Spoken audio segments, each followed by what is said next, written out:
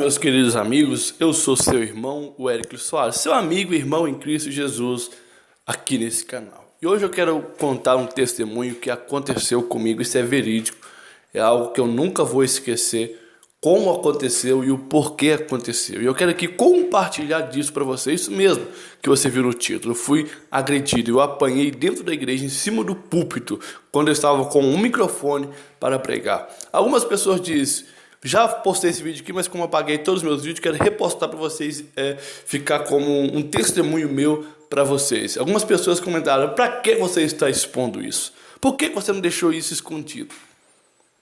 Tipo assim, eu tenho um testemunho de vida, aconteceu comigo, eu não posso falar nada, porque algumas pessoas acham que eu estou trazendo escândalo ao evangelho, dizendo que eu fui agredido dentro de uma congregação, Assembleia de Deus.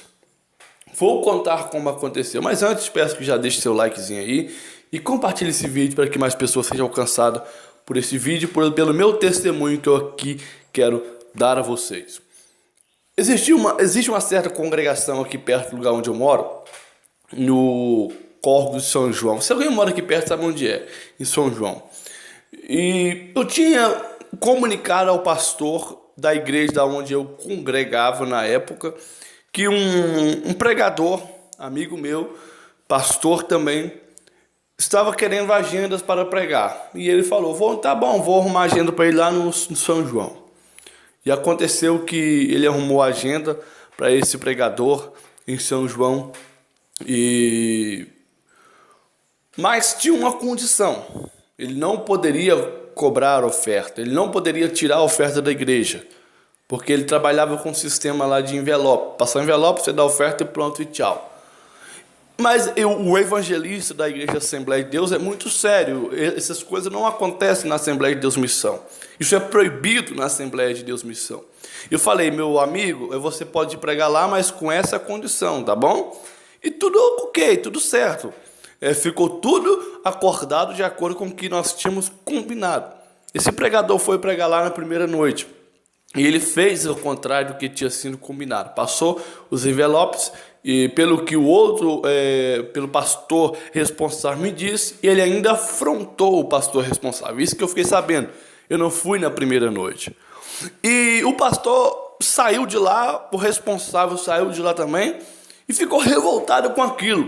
Quando deu 5 e pouco da manhã, esse pastor responsável pela Igreja Assembleia de Deus já estava na minha casa, perguntando o que eu tinha falado com esse pastor amigo meu, se eu tinha explicado a ele as regras. Eu falei: sim, eu expliquei as regras direitinho. E nós ligou para ele de novo, falando que não precisava ele ir pregar a segunda noite, que seria 3 noites.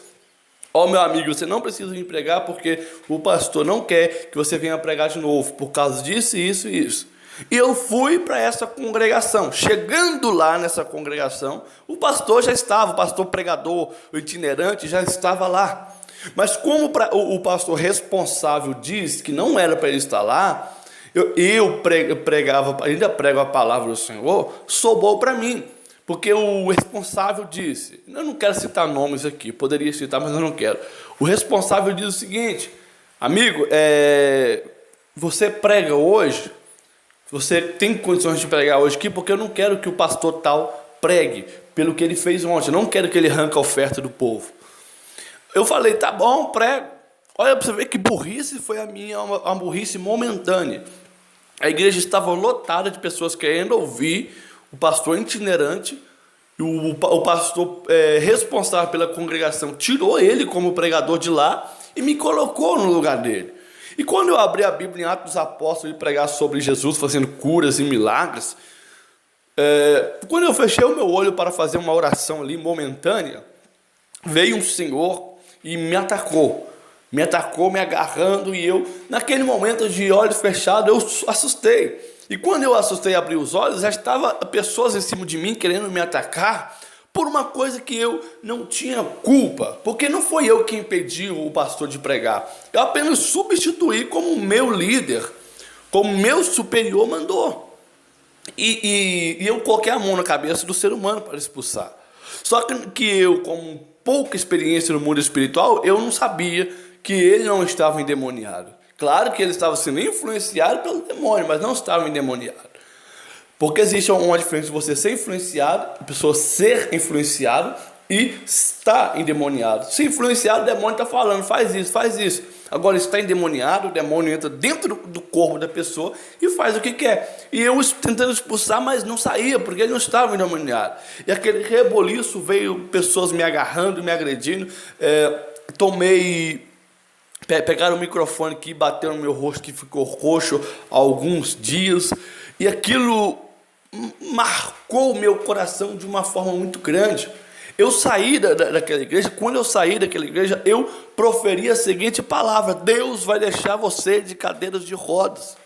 Eu era muito ingênuo naquilo que eu estava fazendo. Eu era muito leigo naquilo que eu estava fazendo. Eu não sabia. Eu achava que Deus ia acatar a minha ordem de deixar alguém aleijado por aquilo que aconteceu. Eu sei que eu não posso tirar toda a culpa de mim, porque eu que chamei, que consegui o pregador para aquela igreja. Mas tirando disso, eu não tinha culpa. Eu não pedi para pregar no lugar daquele pregador. Eu não queria estar no lugar daquele pregador. Não era meu desejo. Mas eu na minha raiva, eu profetizei que aquela determinada pessoa ia ficar de cadeira de rodas. E cheguei em casa, subi um monte de quase 2.000 metros de altura. Fui de moto, 2.000 metros, 2 quilômetros só subindo. E orei para aquele homem, para aquele que me agrediu, ficar de cadeira de rodas. O máximo que aconteceu com ele, eu vou te contar o que aconteceu com ele. Ele caiu e machucou a perna, mas graças a Deus não ficou aleijado. E aquilo ficou dentro do meu coração, remoendo muito tempo. Poxa, eu fui pregar a palavra, eu sou homem de Deus, por que isso aconteceu comigo? Por que essas coisas acontecem com a gente? Por que Deus permite?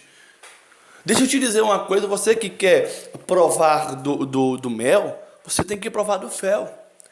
A vida da pessoa não é somente coisas boas que vai acontecer. Existem provações no seu caminho que você vai ter que suportar ela para você alcançar o sucesso que você almeja. Poxa, eu almejo ser um bom pregador da palavra de Deus. Eu quero ser um respeitado pregador do Evangelho de Cristo. Você acha que você não vai sofrer perseguições, você não vai apanhar? Quem foi Cristo? O maior pregador de todos os tempos, que apanhou, que sofreu e até foi morto na cruz do Calvário. Quem foi o apóstolo Paulo? Como morreu o apóstolo Paulo?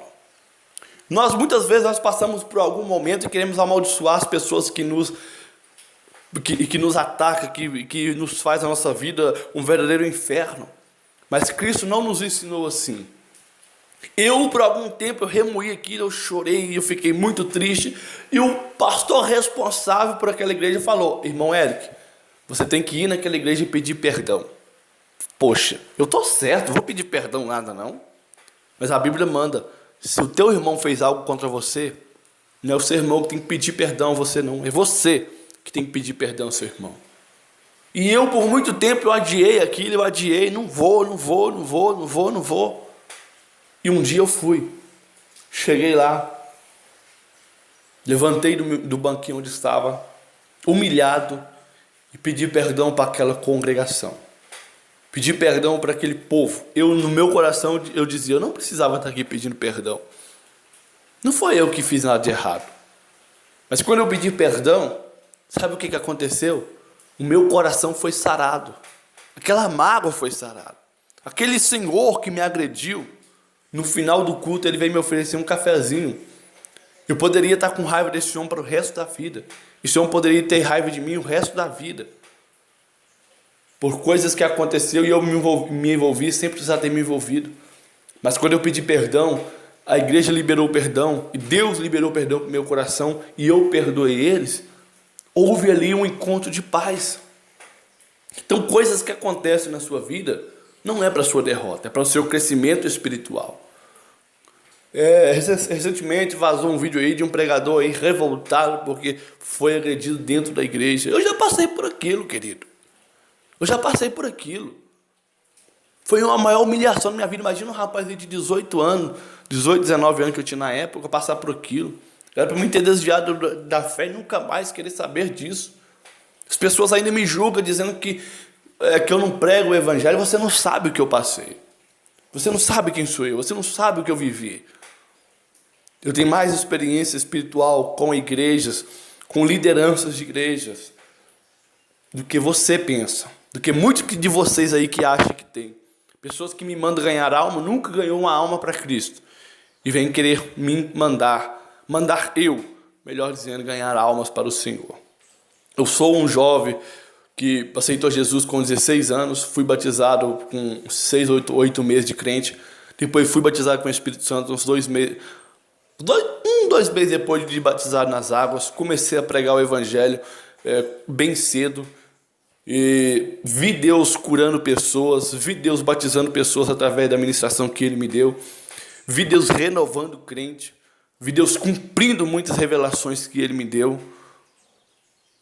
Claro que no meio desse ministério, no meio desse tempo, eu caí, eu errei, eu pequei, fiquei em disciplina, voltei. Mas, resumindo tudo, para te dizer, o Senhor Deus, Ele nunca te dá um fardo que você não aguenta carregar. Se a luta foi grande, é que a vitória será maior ainda. Quem seria eu sem as lutas e a experiência que Deus me deu no meio do tempo? Lutas e experiências vêm para te fortalecer. Lutas e provas te fortalecem. Porque quando você receber a sua bênção, você vai estar estruturado para aquilo. É como se fosse uma casa que é feita de tijolo para cima, assim, alicerce. Ela não está firme. Qualquer coisa pode derrubar.